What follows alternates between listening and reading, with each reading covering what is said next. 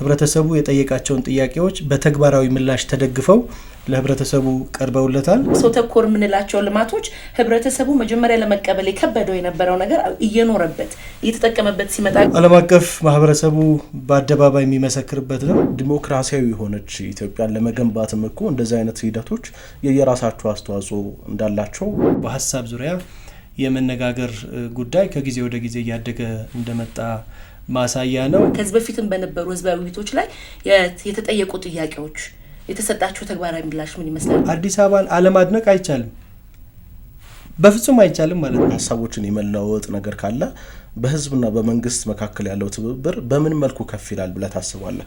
ከፍተኛ መሰረተ ልማቶች የተገነቡት በጋራ ከህብረተሰቡ ጋር ትስስር በመፍጠር ነው። ህዝቡ የሚፈልገውን ነገር መንግስት ፊት ይቀርብለታል ማለት ነው።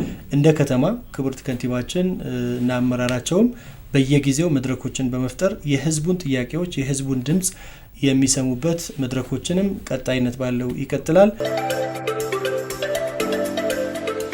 ጤና ይስጥልን የፋና ፖድካስት አድማጭ ተመልካቾች፣ ወቅታዊ ዝግጅታችን ነው እየተከታተላችሁ የምትገኙት።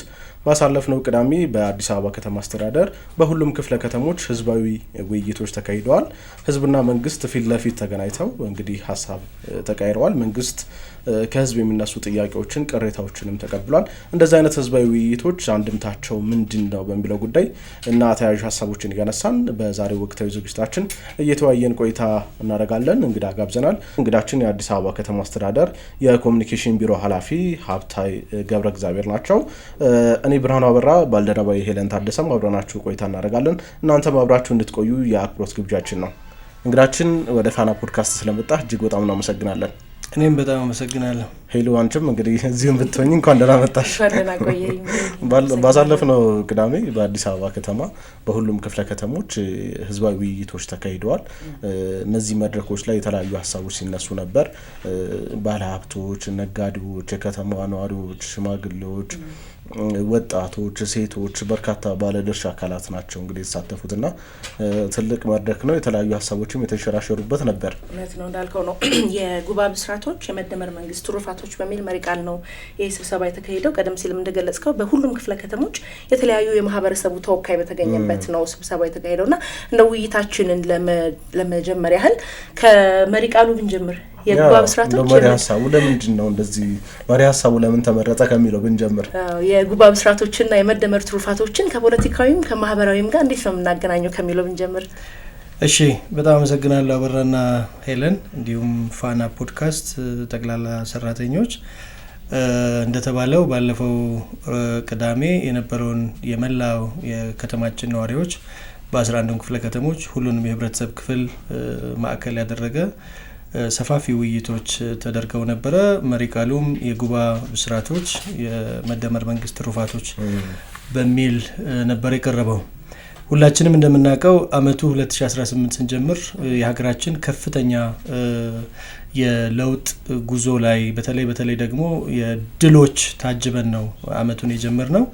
እነዚህ ድሎች ደግሞ የሁላችንም የኢትዮጵያውያን የመቻል አቅማችን ማሳያ፣ የመበልጸግ የማደግ ራሳችን በራሳችን መለወጥ እንደምንችል ማሳያ የሆነውን የህዳሴ ግድባችንን ያጠናቀቅንበት ጊዜም ከመሆኑ ጋር ተያይዞ ማጠናቀቂያው ላይ ደግሞ ለሀገራችን ከፍተኛ እድገት የሚኖራቸው ብስራቶች በክቡር ጠቅላይ ሚኒስትራችን ይፋ የተደረጉበት ሰዓት ነበር። እነዚህ ናቸው የጉባ ብስራቶች ተብለው የተቀመጡት ማለት ነው። ሀገራችን ከውጭ መታመጣቸውን ሀገራችን እድገቷ ላይ ወደ ኋላ ሊጎትቷት የሚችሉትን አብዛኞቹ በሀገራችን ለማምጣት ሀገራችን ላይ እንዲሰሩ ለማድረግ ብስራት የሰማንበት በብስራት ላይ ብስራት ማለት ነው።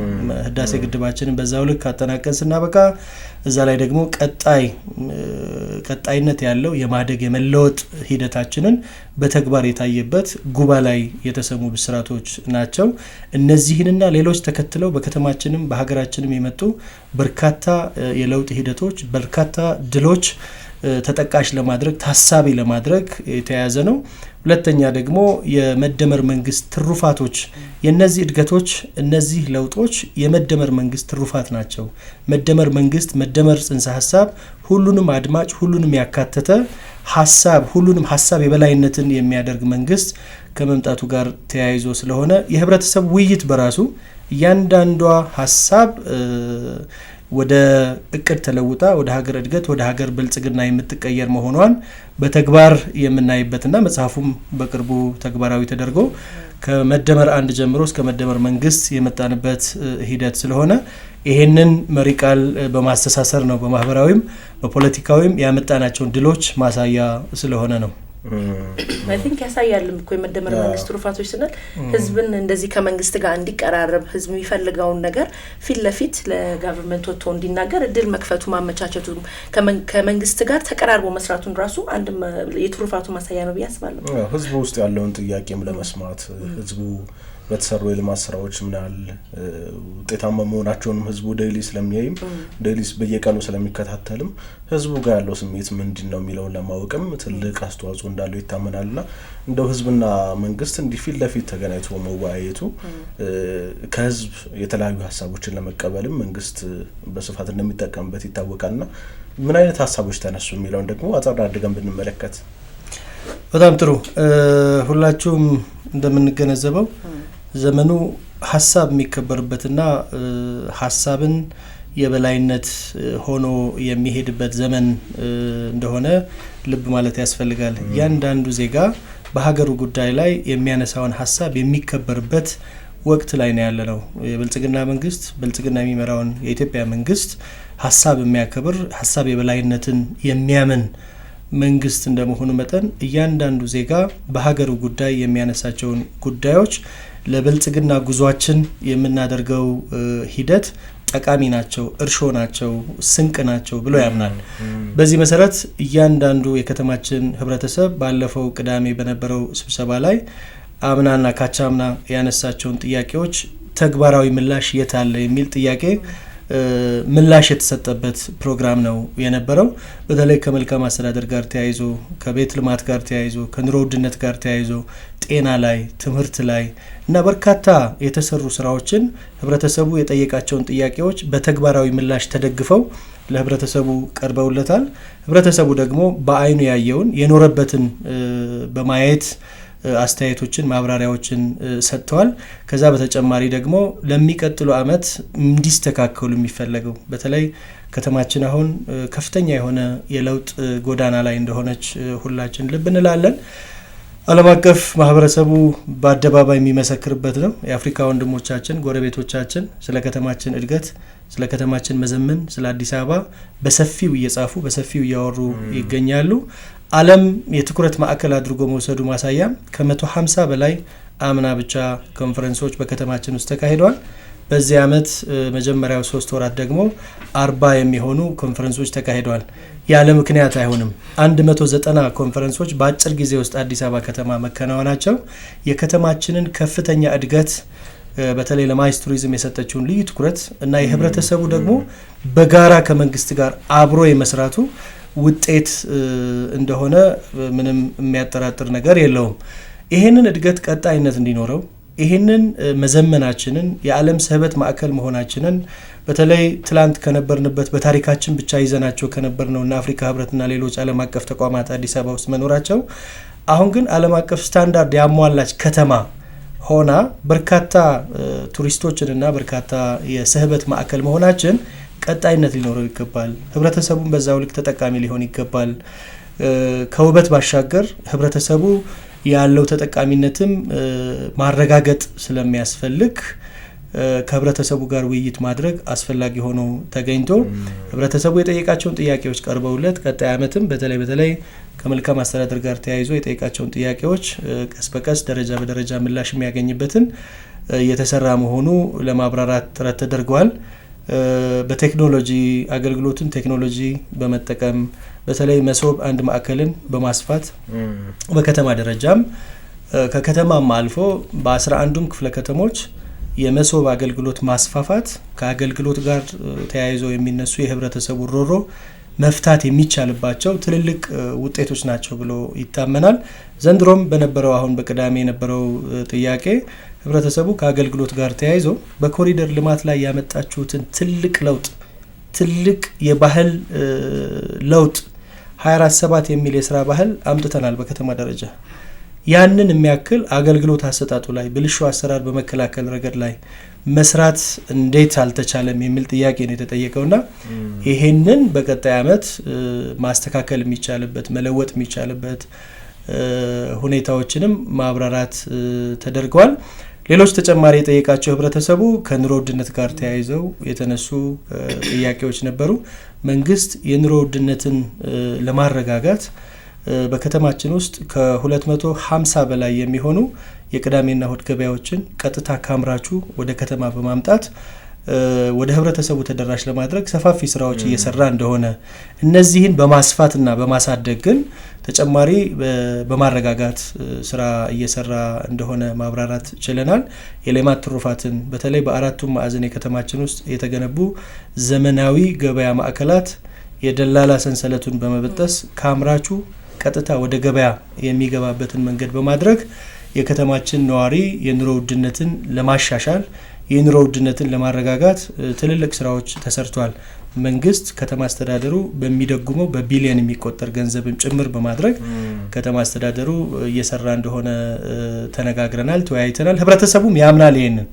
በዚህ መሀል ግን የተወሰኑ ችግሮች እንዳሉ በተለይ ከስግብግብ ነጋዴ ጋር ተያይዘው የተነሱ ጥያቄዎች ነበሩ።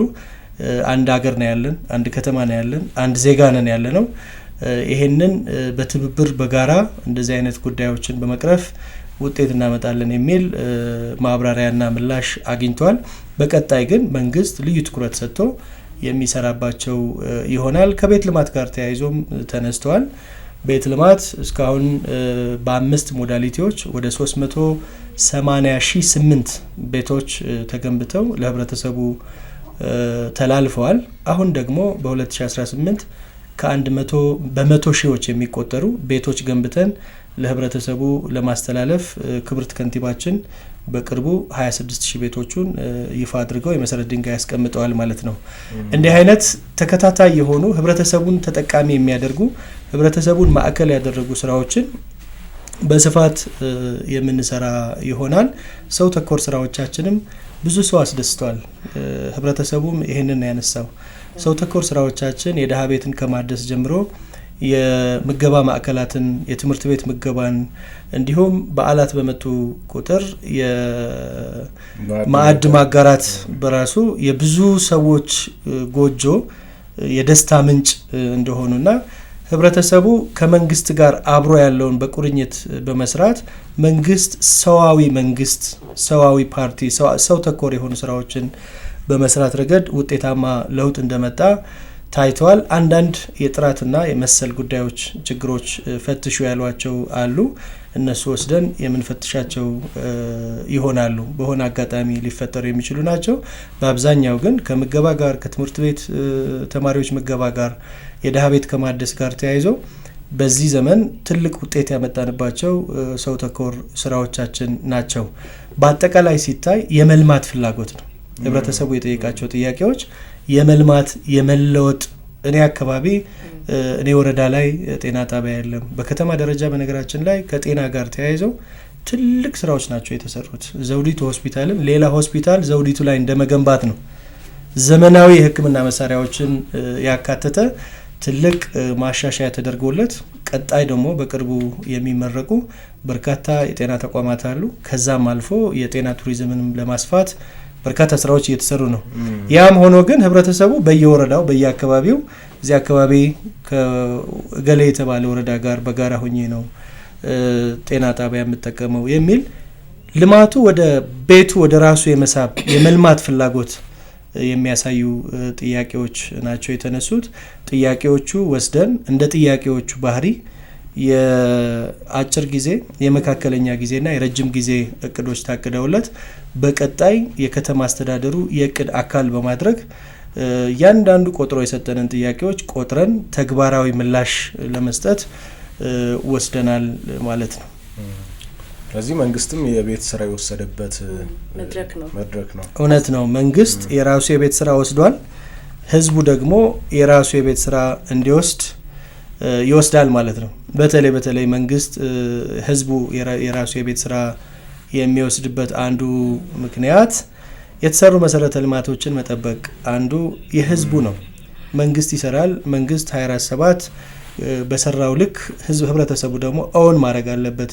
እስካሁን ድረስ የራሱ አድርጎ ነው ቅድም የሰጠናቸውን ምሳሌዎች በመጥቀስ እንዳነሳናቸው ልማቱ የራሱ ነው፣ የህብረተሰቡ ነው። ስለዚህ መሰረተ ልማቶችን መጠበቅ፣ መሰረተ ልማቶቹ ቀጣይነት ባለው ወደ ሌላው መጪው ትውልድ እንዲሻገሩ የማድረግ የህብረተሰቡ ሚና ይሆናል። በጽዳት መጠበቅ፣ ጽዳትን ባህል ያደረገ ትውልድ በመፍጠር ረገድም ህብረተሰቡ የራሱ ሚና ይኖረዋል። በተለይ መልካም አስተዳደር ከብልሹ አሰራርን ከመከላከል ጋር ተያይዞ ህብረተሰቡ ከመስጠት መቆጠብንም ጭምር ተቀባይንም ሰጪንም ነው ማቋረጥ የሚያስፈልገውና ህብረተሰቡም በዛው ልክ ከመስጠት እንዲቆጠብና መንግስት በሚያደርጋቸው ሰፋፊ ጥረቶች ተባባሪ በመሆን ውጤት ማምጣት እንዳለበት አሳይመንት ይዞ ሄደዋል። በ2017 የነበረው ውይይትም ይህንኑ ነው። መንግስት አሳይመንት ይዞ ሄደዋል፣ ህብረተሰቡም አሳይመንት ይዞ ሄደዋል። ሁለቱም አሳይመንቶቻቸውን በጋራ ተወያዩ። አሁን እጅና ጓንት ሆኖ በመስራት በውይይት ቀጣይነት ያለው የብልጽግና ጉዟችንን የምናረጋግጥበት ይሆናል ተብሎ ነው የምንጠብቀው ማለት ነው። በተለያዩ ጊዜ እንግዲህ መንግስትን ከህዝብ ጋር የሚያቀራርቡ መድረኮች ተካሂዷል። ከዚህ በፊት እንግዲህ የኢፌዴሪ ጠቅላይ ሚኒስትር ዶክተር አብይ አህመድም እንዲሁ ከተለያዩ ማህበረሰብ የተውጣጡ ነጋዴዎችን፣ መምህራኖችን፣ ዶክተሮችን ታስታውሳላችኋል። ባለፈው ዓመት መግቢያ ላይ ነው 2018 መጀመሪያ ላይ ውይይት አድርገው የሚፈለገውን ነገር ምክንያቱም ቅድም እንዳልነው መንግስትና ህዝብ ሲቀራረብ በጋራ ስንሰራ አሁን እንዳልነው ነው የሚሰሩ ስራዎች የሁለቱም መንግስትም የሚፈልገው ነው፣ ህዝብ የሚፈልገው ነው። መንግስት ደግሞ የህዝብ አገልጋይ እስከሆነ ድረስ ህዝብ የሚለውን ነገር እየሰማ የተለያዩ መሰረተ ልማቶችንም ጥያቄዎች ይሆናል። ቅድም እንዳለው የመልካም አስተዳደርንም ሊሆን ይችላል ጉዳዮችን እየፈታ የምናየው ነገር ነው። አሁን ከዚህ በፊትም በነበሩ ህዝባዊ ውይይቶች ላይ የተጠየቁ ጥያቄዎች የተሰጣቸው ተግባራዊ ምላሽ ምን ይመስላል የሚለው ማንሳት ፈልጌ ነው። አዎ እንደው በሀሳብ ብቻ ሳይሆን ፕራክቲካል ደግሞ ምን ተሰርቷል እና በዚህኛው ጉባኤም በዋናነት ከዚህ በፊት የተሰሩ ስራዎች ለህዝቡ ተደራሽ የተደረገበት የተገለጸበት በቀጣይም ደግሞ የቤት ስራ የተወሰደበት ስለሆነ ነው። ቀደም ብለን እንዳነሳ ነው በዚህ ዘመን ሀሳብ የበላይነት የሚታመንበት ዘመን ነው ብለናል።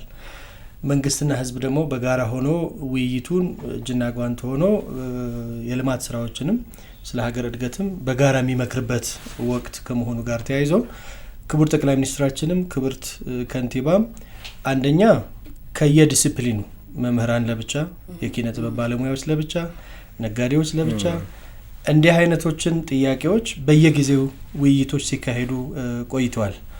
እነዚህ ከተካሄዱት ውይይቶች የተነሱ ሀሳቦች ተግባራዊ ምላሾች እየተሰጡ መጥተዋል። ለምሳሌ በአዲስ አበባ ከተማ ከመምህራን ጋር ተያይዞ ሲነሱ የነበሩ የመምህራን ቤት ተጠቃሚነትን ከደሞዝ ጭማሪ ጋር ተያይዞ ጥያቄዎች ተነስተው ነበር።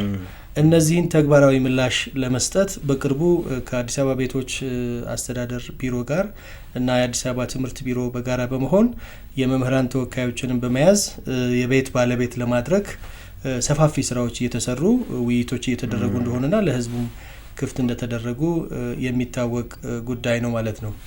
ከንግድ ጋር ተያይዞ ከገቢዎች ጋር ተያይዞ በቅርቡ እንዳያችሁት በተለይ ከግብር ጋር ተያይዘው የሚነሱ ቅሬታዎችን ለመፍታት ከተማ አስተዳደሩ ተግባራዊ ምላሽ እየሰጠ ነው። ባለሙያዎቹን ካሜራ በመቅጠም እያንዳንዱ ቅሬታዎችን ቢያጋጥሙ ከከንቲባ ጽህፈት ቤት በተቋቋመው ተቋም ጋር ወይ ደግሞ ቅሬታ ሰሚ ኮሚቴ ጋር ቀጥታ የሚያገናኝ ከንቲባ ጽህፈት ቤት ደግሞ ይሄንን በተመለከተ ለብቻ የሚከታተል አንድ ግብረ ኃይል አቋቁሞ ከእንዲህ አይነት የህብረተሰቡን ቅሬታ ነፃ ለማድረግ ስራዎች ተግባራዊ ምላሽ ነው። ይሄ አንዱ በራሱ ማለት ነው። ከኑሮ ውድነት ጋር ተያይዞ ቅድም አንስተናል። በከተማዋ በርካታ በቢሊዮን የሚቆጠር ብር ፈሰስ በማድረግ የኑሮ ውድነቱን ለመቀነስ እሱም ተግባራዊ ምላሽ እየተሰጠ ነው። በየአካባቢያችን ለእኛ በጣም ትንሽ ይመስለን ይሆናል፣ ግን በእያንዳንዱ ህብረተሰብ ተጠቃሚ የሚያደርግ በእያንዳንዱ ህብረተሰብ ደጅ የሚደርስ ከ250 በላይ የሚሆኑ ቁጥር ከተሳሳትኩ አላውቅም፣ ግን ከ250 በላይ የሚሆኑ በሁሉም ክፍለ ከተሞች የቅዳሜና እሁድ ገበያዎችን አስፍቶ ለህብረተሰቡ ተጠቃሚ ማድረግ በዛው ልክ የሌማት ትሩፋትን እንቁላል በከተማዋ የተሻለ መጠን እንዲኖረውና በተሻለ ዋጋ እንዲሸጥ ማድረግ በከተማ ደረጃ ተግባራዊ ምላሽ ነው ማለት ነው። መሰል የኑሮ ውድነትን ለማረጋጋት የተሰሩ ስራዎች ተጠቃሽ ናቸው። የቤት ተጠቃሚነትን በዛው ልክ አሁን አግሬሲቭሊ እየተሰራ ያለው የህብረተሰባችን የቤት ተጠቃሚነትን ከፍ ለማድረግ ለማላቅ በርካታ ስራዎች እየተሰሩ ነው። ዘመናዊ ቴክኖሎጂዎችንም ጭምር በመጠቀም በክብርት ከንቲባችን ባለፈው መሰረት ድንጋይ የተቀመጠው አይነት በስፋት በከተማችን ውስጥ ይሰራሉ ማለት ነው። መንግስት ከግል አጋር ጋር በመሆን በሪል ስቴት እና በመሰል በ5 ሞዳሊቲዎች ስራዎች ይሰራሉ ማለት ነው።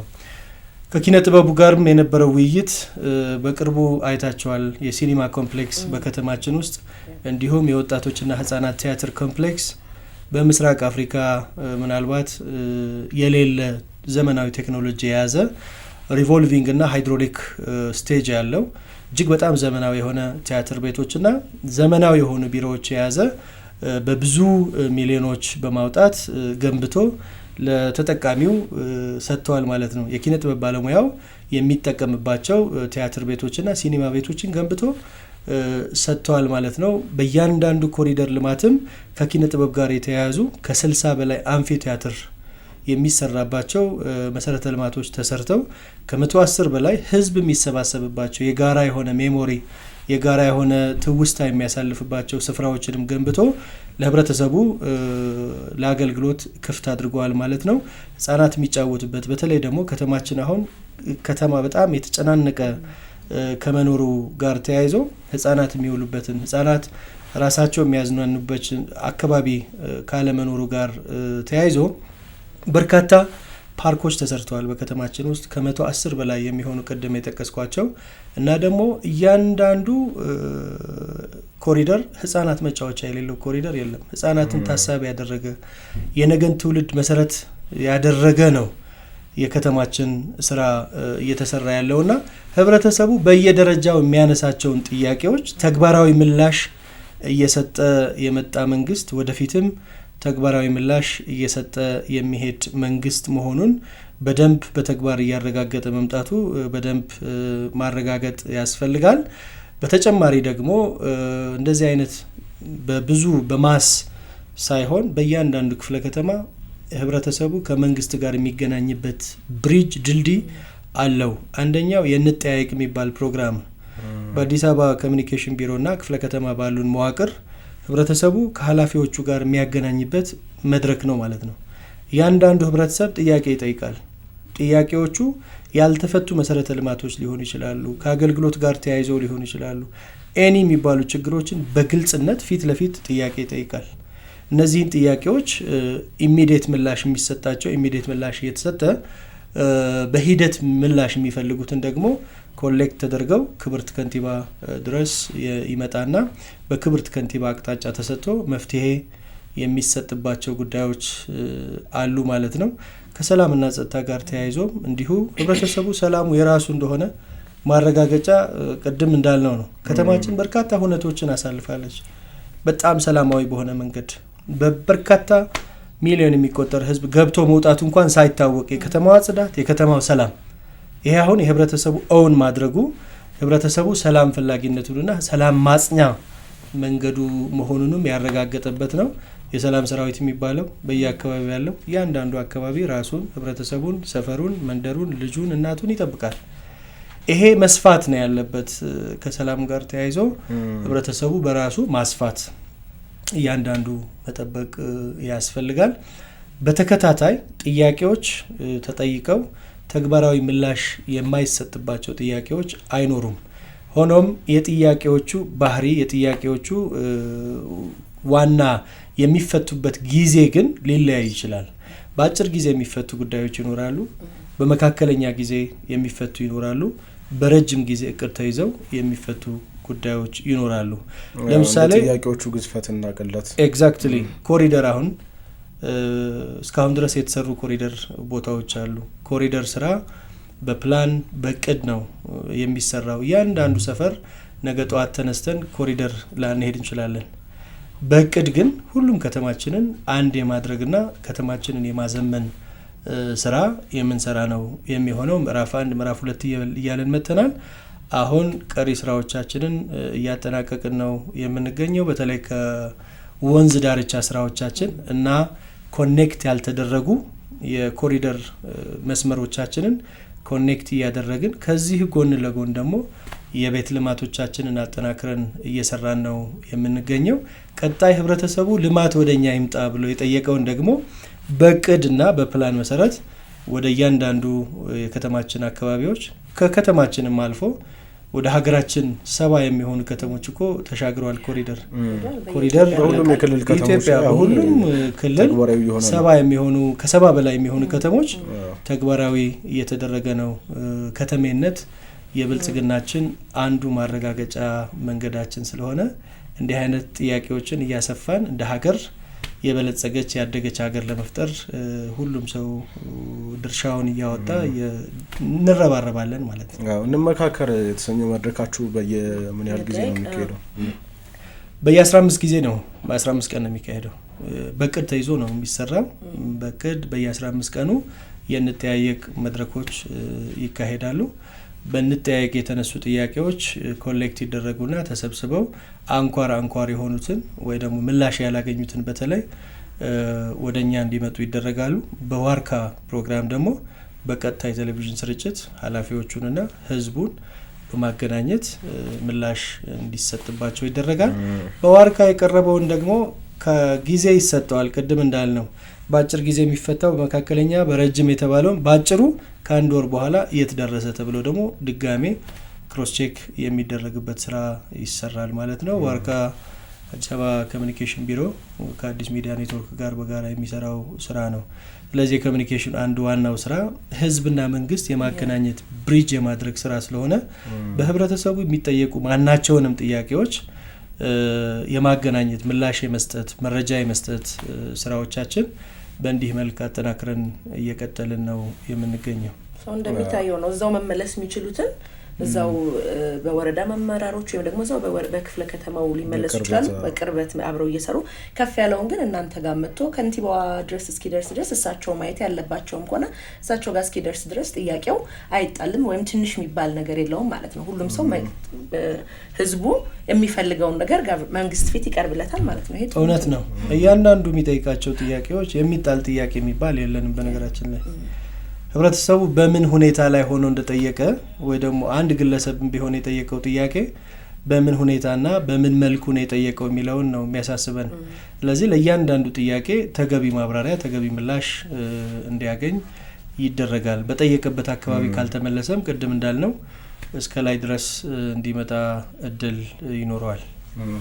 እንደዚህ አይነት መንግስትና ህዝብ ፊት ለፊት ተገናኝተው ሲወያዩ የሚነግረን ነገር አለ። ህዝብ በግልጸኝነት በጥያቄዎቹን ሲያቀርብ የተሰሩ የልማት ስራዎችም ደግሞ አንዳንዴ አድናቆቱንም ሲገልጽ የተሰማውንም ነገር ደግሞ ሲገልጽ ቅሬታዎቹን ጥያቄዎቹንም ደግሞ ፊት ለፊት ከመንግስት እንግዲህ ፊት ለፊት ተገናኝቶ መግለጽ የራሱ ያስፈራል እኮ ከባድም የሚመስለን ነገር አለ። የሚነግረን ነገር አለና እዚህ ውስጥ አንድ ነገር እናያለን።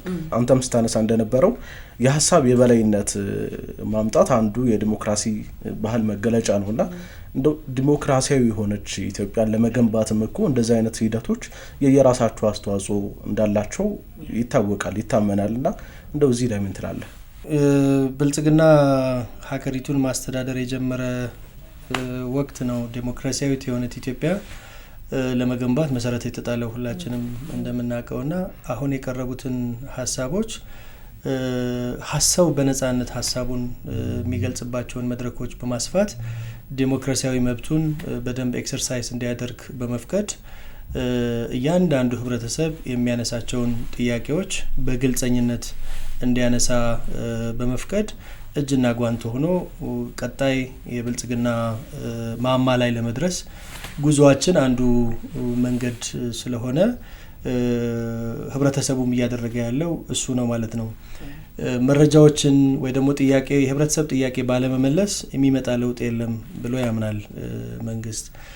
ሁላችንም እስካሁን ድረስ የተጠየቁ ጥያቄዎች የተሰጠው ማብራሪያም ቅድም እንዳነሳ ነው ያንዳንዱ ህብረተሰብ ጥያቄዎቹን በተደራጀ መልክ ሲጠየቅ በግልጸኝነት ሲጠየቅ መንግስትም የጥያቄዎቹን እንድምታ በመውሰድ ተገቢ ምላሽና ማብራሪያ በመስጠት በጋራ አገር ለማሳደግ ህብረ ብሔራዊ አንድነታችንን ከፍ ለማድረግ በተለይ ከሀገረ መንግስት ግንባታ ጋር ተያይዞ የሁሉም ዜጋ የሁሉም ህብረተሰብ ድርሻ ያለው ሀገረ መንግስት በመገንባት ረገድ አስተዋጽኦ ይኖረዋል ተብሎ ስለሚታመንበትም ጭምር ነው። እስካሁን ድረስ የሚያየነው ይሄንን ነው። ህብረተሰቡ ያለው ጥያቄ በግልጽ መናገር እስከፈቀድክለት ድረስ ልማቱ የራሱ እንደሆነ አውን ካደረገው አብሮ ለማደግና እጅና ጓንት ሆኖ ቀጣይነት ባለው ሀገሩን በማሳደግ ረገድ ትንሽ የሚለግምበት ጉዳይ አይኖረውም። ጉልበቱንም ገንዘቡንም ህይወቱንም እስከ መስጠት ወደ ኋላ አይልም ማለት ነው። እስካሁን ድረስ እያየን ያለነው እሱ ነው። ዳር ድንበር በማስጠበቅ ረገድ በልማት ስራዎች ረገድ አባይ ህዳሴ ግድብን እንዲሁም በከተማችን የተሰሩ ከፍተኛ መሰረተ ልማቶች 24/7 በመስራት አድዋንና የኮንቬንሽን ሴንተር ትልቁ የማይስ ቱሪዝም ማዕከል እንድንሆን ያደረጉን ከፍተኛ መሰረተ ልማቶች የተገነቡት በጋራ ከህብረተሰቡ ጋር ትስስር በመፍጠር ነውና እጅግ የላቀ ሚና ነው የሚኖረው።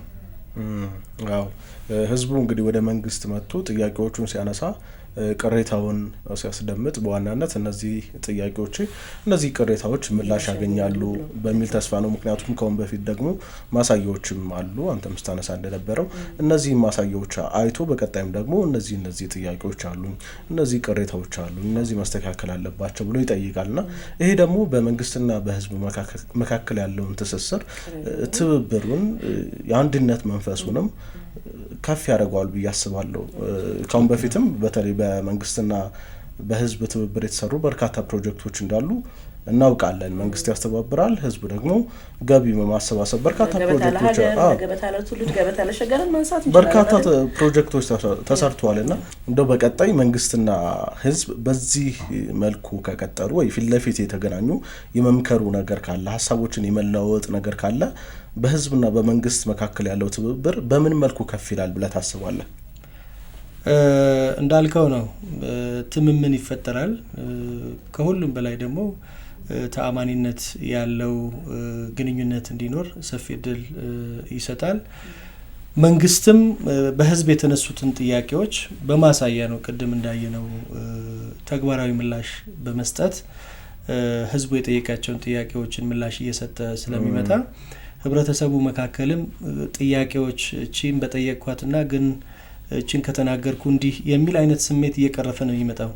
በነገራችን ላይ ቅዳሜ የነበረው የህብረተሰቡ ጥያቄ ማየት ይቻላል። ከጊዜ ወደ ጊዜ ሰው ነፃ እየሆነና መንግስት ላይ ያለው ትረስት መንግስት ላይ ያለው እምነት በከፍተኛ ደረጃ መጨመሩ ያሳያል። ሚዛን የጠበቀ ነው አስተያየት የሚሰጥ የነበረው ጥያቄም ሲጠየቅ የነበረው ማለት ነው።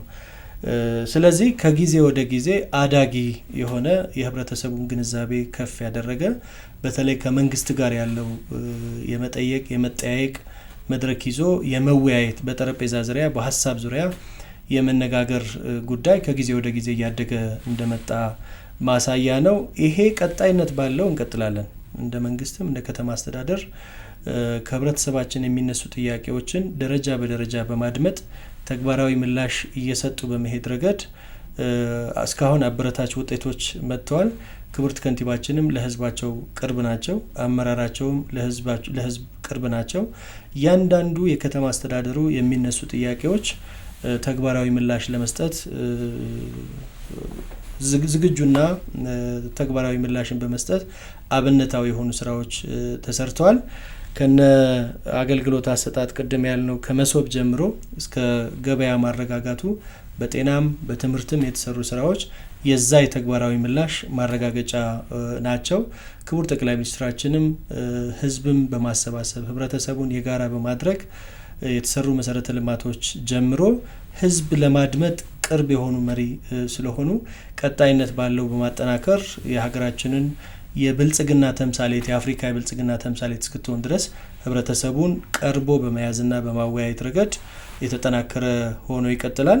ህብረተሰቡም አሁን እያሳየ ያለውን ከአምና ከካቻምና ዘንድሮ የበለጠ የተሻለ ግልጸኝነት የበለጠ የተሻለ ቅሬታውንም የሚሰማውን ጥያቄ በመድረክ የማንሳት እድገት ስላለው በሚቀጥለው ጊዜም የተሻለች ሀገር የተሻለች ከተማ በመፍጠር ረገድ የህብረተሰቡ እንዲህ አይነት በግልጽ የመነጋገር ሁኔታ ተበራክቶ የሚቀጥል ነው የሚሆነው። አይ ቲንክ ባላንስድ ነበር ማለት እንችላለን። መድረኩ ማለት ይሄ ስለ የተሰራውን ጥሩ ነገር ብቻ በማውራት ላይ ያተኮረ ወይም ደግሞ እንዲሰራላቸው እንዲደረግላቸው የሚፈልጉትን ነገር ግን ሳይናገሩ የለም ነጻነት የጎደለው መድረክ አልነበረም። ሁሉም ሰው አይተናል መድረኩ ሰዎች ሲጠይቁ የነበረው። አዎ በነገራችን ላይ የነበረው መድረክ አብዛኛው የተመራው በስራ አስፈጻሚ ነው። አዎ ስራ አስፈጻሚ እንግዲህ እስካሁን ድረስ ከቅርብ ጊዜ ወዲህ የመጣ ነው። ከዋናው ካንደበቱ ከህዝቡ መስማት ያለበት የመጨረሻ ዲሲሽን ሜከሩ ነው ወይ ደግሞ የመጨረሻ ስራ አስፈጻሚ ዋናው ቶፕ የሚባለው የሀገሪቱ አመራር ነው በሚል በእያንዳንዱ ክፍለ ከተማ ስራ አስፈጻሚ ነው መጥቶ ያዳመጠው። ስራ አስፈጻሚው ደግሞ ህብረተሰቡ በነጻነት ሀሳቡን እንዲገልጽ ነው የፈቀደው። ራንደም ነው የተደረገው። ስራ አስፈጻሚው የአዲስ አበባን ህዝብ ሙሉ በሙሉ ገሌ ብሎ አያውቅም። ስለዚህ እያንዳንዱ እድል የወሰደውን ነው እድል የሰጠውና የተሰጠው እድልም ከወጣቱም ከሽማግሌውም ከሴቱም ከምሁሩም ከነጋዴውም እድል ወስዶ ሚዛናዊ የሆነ አስተያየት ነው የተሰጠው። ዝም ብሎ አንድ ጫፍ የያዘ አዲስ አበባ አድጋለች፣ አዲስ አበባ ተለውጣለች ብቻ ላይ ሳይሆን በሚዛኑ ነው ለውጡን እድገቱን አግባብነት ባለው ስርዓት ባለው አድንቋል። ማድነቅ የሚገባውን ማለት ነው። እንኳን የሚኖርበትን አገሩን የራሱን አገር ጎረቤት አገሮች እኮ እያደነቁን ነው። በመናገር ብቻ ሳይሆን በጽሁፎቻቸው፣ በጋዜጦቻቸው፣ በሚዲያ በቴሌቪዥኖቻቸው፣ በቲክቶክ እና በሌሎች ተደራሽ በሆኑ የሚዲያ ፕላትፎርሞች እኮ አፕሪሺየት እያደረጉ ነው። አዲስ አበባን አለማድነቅ አይቻልም፣ በፍጹም አይቻልም ማለት ነው። አይናችን የሚያየውን ነገር የምንኖርበትን ነገር አካባቢያችንን ከየት ወደየት እንደተለወጥን በገሃድ የሚያሳይ ነው። ይሄ የመጣው በስራ ነው። ይሄ የመጣው ከህብረተሰቡ ጋር በጋራ በመስራት ነው። ይሄ የመጣው የስራ ባህላችንን በመለወጥ ነው። 24/7 የሚባለው ስራ ባህል እኮ ፕራክቲካሊ አዲስ አበባ ውስጥ ተተግብረዋል። ከዚህ ደግሞ ወደ ሌሎች አካባቢዎችንም ማስፋት ተደርገዋል ማለት ነው። 24/7 የሚሰራባት ከተማ ነች። 24/7 የምትሰራ ከንቲባ ያለበት ከተማም ጭምር ነው። በነገራችን ላይ 6 ሰዓት 7 ሰዓት 24/7 የሚሰራ ጠቅላይ ሚኒስትር ያለበት ነው። 6 ሰዓት 7 ሰዓት ኮንስትራክሽን የሚደረግበት አካባቢ ክቡር ጠቅላይ ሚኒስትሩም ክብርት ከንቲባችንና አመራሮቻቸው ሄደው ክትትልና ጉብኝት በማድረግ አቅጣጫ በመስጠት ውጤቶች መጥተዋል። ይሄ የመጣውን ውጤት አለማድነቅ አይቻልም። ይሄ ህዝብ ደግሞ የኖረበትን ከተማ ስለሆነ በተቻለ አቅም ሚዛናዊ የሆነ አድናቆት ሰጥቷል። አድናቆት ብቻ ግን ሰጥቷል በጣም ጉድለቶቻችንም ነቅሶ አሳይቶናል። መንግስት እየሰራባቸው ያሉ ጉድለቶች አሉ። እነዚህ ጉድለቶች ህብረተሰቡን ፊል ያደርጋቸዋል። የሚሰማቸው ጉዳዮች ስላሉ እነሱንም ሰጥቶናል ማለት ነው።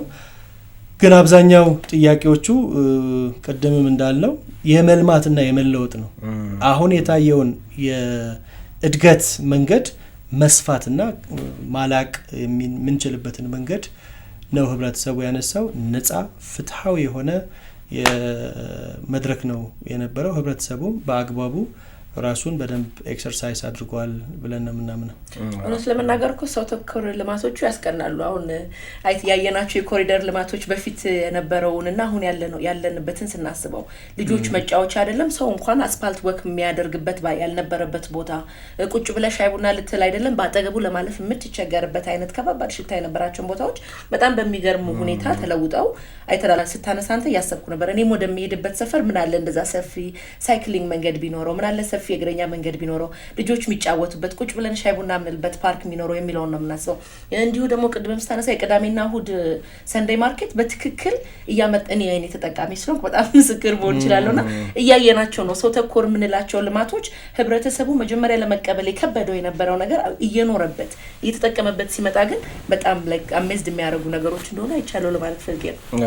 እንደዚህ አይነት ውይይቶች እንግዲህ የጥቅማቸው ምንም ጥያቄ ውስጥ የሚገባ አይደለም። በእጅግ ከፍተኛ ነው ሲነሳ እንደነበረውና ይህንን ባህል ማድረግ ያስፈልጋል።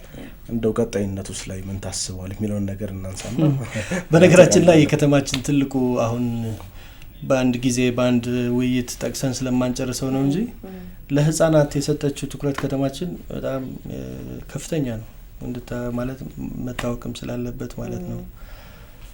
እያንዳንዱ መስሪያ ቤት ህፃናት መዋያ እንዲኖረው ከኢሲዲ ጋር ከቀዳማይ ልጅነት ጋር ተያይዞ በጣም ሰፋፊ ስራዎች እየተሰሩ ነው የሚገኙት።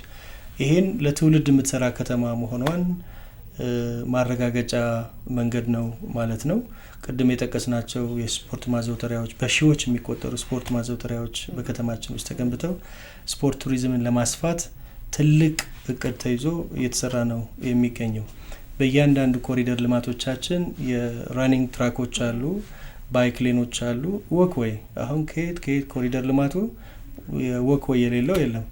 አንደኛ የነን ሞተራይዝድ የሆኑ ትራንስፖርት አማራጮችንም በከተማችን ለመጠቀም ሰፊ እድል ይሰጣል። ለጤናም ለራሳችንም ከንጽህናውም አልፎ ሰው አሁን አጭር መንገድ ታክሲ አይጠብቅም። ምቹ ስለሆነ መንገዱ ብርሃን ስላለው ሴፍ ስለሆነ ቱሪስቱም ነዋሪውም በእግሩ እንዲንቀሳቀስ ሰፋፊ እድል ይሰጣል። የነገዋ የእህቶቻችን የነገን ተስፋ ያበራ ተቋም ገንብታ ከተማችን እህቶቻችንን ሪሃቢሊቴት አድርገው ሰልጥነው ራሳቸውን ችለው ራሳቸውን አውቀው ሀገር የሚረከቡ ትውልዶች እንዲሆኑ ሰፋፊ ስራዎች ይሰራሉ። ሰው ተኮር ስራ ሲባል እውነተኛ ሰው ተኮር ስራ ነው እየተሰራ ያለው። መሬት ላይ የሚታይ የሚቆጠር የሚዳሰስ ስራ ነው የሚሰራው። ከሪሃቢሊቴሽን አውጥታ ደግሞ ከተማችን ክብርት ከንቲባችን በቅርብ የምትከታተለው ቦታ ነው። የመስሪያ ቦታ እስከ መስጠት ድረስ የደረሰ ሰው ተኮር ሲባል ዝም ብሎ ቃሉ ብቻ አይደለም ሰው ተኮር የሚባለው የሚለውን መውሰድ ያስፈልገናል ማለት ነው። ምገባ ማዕከላቱ ቅድም እንደጠቀስነው እንዳለ ሆኖ እነዚህ መሰረተ ልማቶች ቀጣይነት የሚኖራቸው ህዝብና መንግስት በጋራ አብሮ ሲሰራ ነው። በጋራ አብሮ ለመስራት ደግሞ የህዝቡን ድምጽ የሚሰማበት መድረኮች ሲፈጠሩ ነው። በዚህ መሰረት የጀመርናቸውን ከህዝቡ ጋር ተቀራርቦ የመስራት የህዝቡን ጥያቄ የህዝቡን ድምጽ የህዝቡን አስተያየት የምንሰማበትን መድረክ አጠናክረን የምንቀጥል ነው የሚሆነው። በእኛ ቢሮ ኮሚኒኬሽን ቢሮ የሚሰራቸውን የህብረተሰቡና የመንግስት የማገናኘት ስራ መረጃ የመስጠት የተሰሩ ስራዎችንም በደንብ አድርጎ በአግባቡ የተቆጠረ መረጃ እንዲኖረው የማድረግ እንዲሁም ጥያቄዎቹን ሰምቶ ወደ ተግባራዊ ምላሽ የማምጣት ስራ በየጊዜው ተጠናክሮ የሚቀጥል ይሆናል። እንደ ከተማ ክብርት ከንቲባችን እና አመራራቸውም በየጊዜው መድረኮችን በመፍጠር የህዝቡን ጥያቄዎች የህዝቡን ድምጽ የሚሰሙበት መድረኮችንም ቀጣይነት ባለው ይቀጥላል። ፓርቲ እንደ ፓርቲና ክቡር ጠቅላይ ሚኒስትራችን የሚመሩትንም እንደ ሀገር የህብረተሰቡን ጥያቄዎች በአግባቡ የሚደመጥበት ተጠናክሮ እንደሚቀጥል ለመግለጽ ነው የምፈልገው። እንዲህ አይነት ውይይቶችም በየፈርጁ እየተደረጉ የወጣቶች፣ የሴቶች፣ የነጋዴዎች፣ የመምህራን፣ የኪነ ጥበብ ባለሙያዎች እንደነበረው በየጊዜው እያደረጉ አዳዲስ ጥያቄዎችና ምላሽ የሚያስፈልጋቸው ጉዳዮችንም እየሰራን እያሰፋን ነው መሄድ የምንችለው ማለት ነው። ያው እንዳለው ነው መድረኮች ሀሳቦች የሚንሸራሸርባቸው አዳዲስ ሀሳቦች የሚወጡባቸው ስለሆኑ ከህዝብ ወደ መንግስት ከመንግስት ወደ ህዝብ ደግሞ አዳዲስ ሀሳቦችን ለማስተላለፍ ዋነኛ መስመር ወይም መንገድ ስለሆነ በቀጣይነት መደረጉ ጥሩ እንትን ነው ብዬ አስባለሁ። አዎ እነዚህ መድረኮች እንግዲህ ተስፋ የሚጣልባቸው ናቸው። ብዙ የህዝብ ጥያቄዎችን የሚመለስበት መንግስትም ደግሞ ከህዝብ በርካታ ግባቶችን የሚያገኝበት ስለሆነ ተጠናክሮ እንደሚቀጥል ተስፋ እናደርጋለን። አንተም እንግዲህ እሱን የገለጽክልን እጅግ በጣም እናመሰግናለን። እኔም እጅግ በጣም አመሰግናለሁ። ሚዲያዎቻችንም ይህንን የህዝብ ስራዎች ወደ ህዝብ ተደራሽ በማድረግ ረገድ የምትሰሩት ስራ ማድነቅ ፈልጋለሁ። በተለይ ፋና ፖድካስት፣ ተከታታይ ፋና ዲጂታል በአጠቃላይ ማለት ነው የምትሰሩትን ስራ አፕሪሺየት ማድረግ እንፈልጋለን። ቀጣይነት ባለው የህዝብ ድምጽ ሰምተን መመለስ ያለባቸው ጥያቄዎችን በጋራ እንደምንሰራ በዚሁ አጋጣሚ ለማረጋገጥ እወዳለሁ። በጣም አመሰግናለሁ። እኛም በጣም እናመሰግናለን። ታንኪዩ። አድማጭ ተመልካቾቻችን ፋና ፖድካስት ወቅታዊ ዝግጅታችን ነበር ስትከታተሉ የቆያችሁት። አብራችሁን ስለነበራችሁ ስለተከታተላችሁን እጅግ በጣም እናመሰግናለን። ጤና ይስጥልን።